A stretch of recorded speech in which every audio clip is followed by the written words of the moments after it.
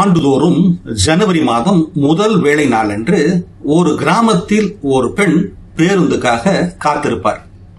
ஆனால் கடந்த ஆண்டு அந்த பெண்ணுக்கு வேலை போய்விட்டது. அதாவது வேலையை இழந்திருந்தாள். அதற்கு முந்தைய ஆண்டு ஏகப்பட்ட உடல் நல கோளாறுகள், மருத்துவமனைக்கு நடையாய் நடந்தாள். எப்படியோ அந்த ஆண்டு திட்டமிட்டது போல் நடக்கவே இல்லை. இருந்தாலும் அந்த பெண்மணி கையில் சிறு ஃபைலை வைத்தபடி உள்ளத்தில் ஏகப்பட்ட நம்பிக்கையோடு நின்றிருந்தாள். ஒருவேளை பேருந்து தாமதமாக வரலாம், சாலை மிக மோசமாக இருக்கலாம், ஆனால் அவள் எப்படியும் ஏறி விடுவாள். நம் நாட்டில் ஏராளமானோர் இப்படித்தான் புதிய ஆண்டை ஆரம்பிக்கிறார்கள். ஆரவாரமான கொண்டாட்டங்கள் இல்லாமல் ஆழ்மனதில் தைரியத்துடன் தொடங்குகிறார்கள்.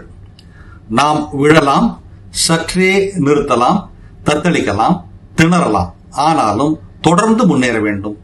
புத்தாண்டு பிரச்சனைகளை அழிக்காது, ஆனால் அவற்றை இன்னொரு முறை எதிர்கொள்வதற்கான தைரியத்தை கொடுக்கும். இந்த புத்தாண்டில் அந்த பேருந்தில் ஏறுங்கள், அந்த முயற்சியை செய்யுங்கள், மனம் தளராதிருங்கள். ஏனென்றால் நம் நாட்டில் நம்பிக்கை என்பது உணர்வல்ல, அது ஒரு பழக்க வழக்கம். இது போன்ற சிந்தனைகளை தவற விடாதிருக்க தமிழ் பூமர் அபிஷியல் சேனலை சப்ஸ்கிரைப் செய்யுங்கள்.